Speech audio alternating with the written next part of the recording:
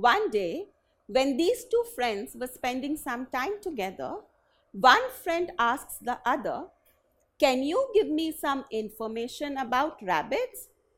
So his friend replies, "Well, rabbits live in burrows and they eat fresh carrots daily."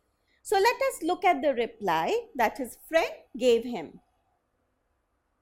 Well, rabbits live in burrows and they eat fresh carrots daily. Now this is a sentence. It is a group of words which makes complete sense. Now every word has a job or a role in the sentence. These words are categorized into different kinds according to their uses and functions in the sentence. Now when you read this sentence carefully, well, rabbits live in burrows and they eat fresh carrots daily, you will realize that this sentence is made up of two ideas. Rabbits live in burrows. They eat fresh carrots daily. Now, both these ideas are joined with the help of and. So, and in the sentence is a conjunction. Now, who live in burrows? Rabbits live in burrows. So, rabbits is the name of an animal. Where do rabbits live? Rabbits live in burrows. Burrows is the name of a place or a home. What do they eat? They eat carrots. So carrots is the name of a food. So rabbits, burrows, carrots are all names. Hence, they are all nouns. Now, who eats fresh carrots? They eat fresh carrots. So, they is referring to rabbits. So, they is referring to a noun. Hence, they is a pronoun. What kind of carrots? When you read the sentence, what do you realize? What kind of carrots do the rabbits eat? Fresh carrots. Fresh is describing the noun carrots. It is giving us more information about the noun. Hence, fresh is an adjective. Now, what do the rabbits do? When you read the sentence, what do you understand the rabbits do? Rabbits live and rabbits eat. Both live and eat are action words. They are telling us about some action that the rabbits are doing. Hence, these words are verbs. Now, how often do the rabbits eat? What do you see from the sentence? How often do the rabbits eat? Daily.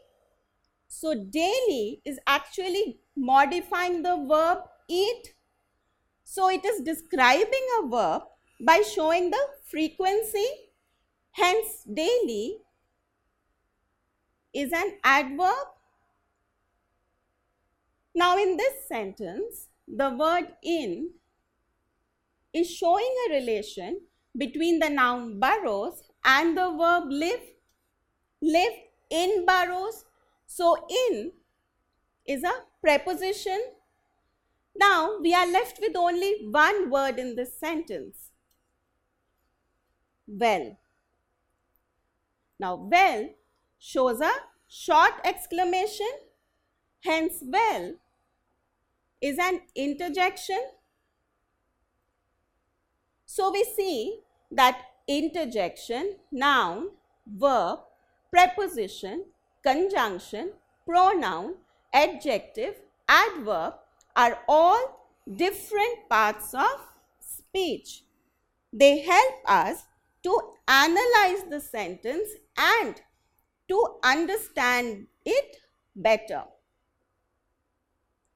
So all the words of a sentence can be categorized into different kinds according to their uses and functions. These are known as parts of speech, and parts of speech help us to analyze the sentences and understand them better. Now we have learned that every word has a job or role in a sentence. Let us quickly recapitulate what it is. So a noun gives us the name of a person, animal, place, thing or an idea. A pronoun is used in place of a noun to avoid repetition. An adjective describes or modifies a noun or a pronoun. A verb shows an action or a state of being. An adverb describes or modifies a verb, an adjective or another adverb. A conjunction joins two words or two ideas or phrases or clauses.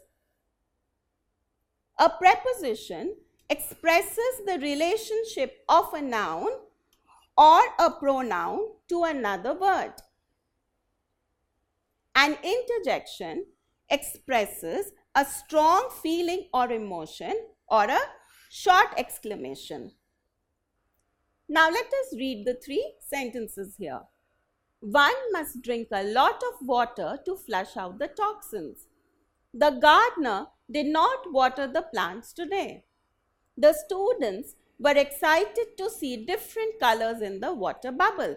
Now you will notice that we have used water in each of the sentences here. So what is the difference in the usage? Let us see. In the first sentence, one must drink a lot of water to flush out the toxins.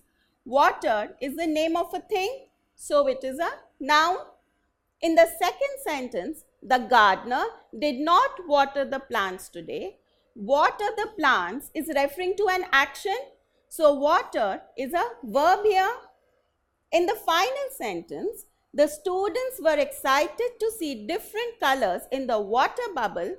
Water is describing the noun bubble, hence water here is an adjective. So what do we see? We see that the same word can be used as different parts of speech.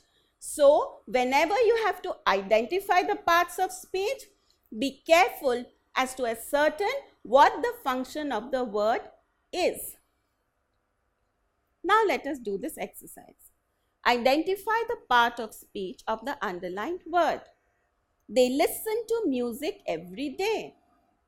The underlined word is listen. What is the function in the sentence? It is showing an action, hence listen is a verb. All the books are good. You can choose any. Now the underlined word for us is any. What is the function of any in this sentence? What is any referring to? Any is referring to the noun books. So it is used in place of a noun, hence any is a pronoun. So what did we learn today? Today we have learned something very interesting known as the different parts of speech. Whenever you have to identify the various parts of speech, first ascertain the function of the word in a sentence and then you will find it very easy. Don't forget to subscribe to our channel. You can also register for free at deltastep.com or download the DeltaStep app to get all learning resources as per ICSE, CBSE, IB, Cambridge or any other curriculum. Over 5,000 amazing lectures across maths, science, English and social science. Our unique interactive video technology keeps you engaged and our iDictionary feature allows you to quickly revise any concept. Master each topic at your own pace with our adaptive practice technology and 1 million plus questions. Get instant answers and detailed solutions. Be exam ready by taking unlimited mock tests, performance analysis with actionable feedback, personal tutors to resolve your slightest of doubts. That's not all. You can also win amazing prizes like PlayStation, iPad, watches, and many more, along with certificates through our Earn As You Learn program. So learning at Delta Step is not just fun and easy, it is also rewarding. So register for free now.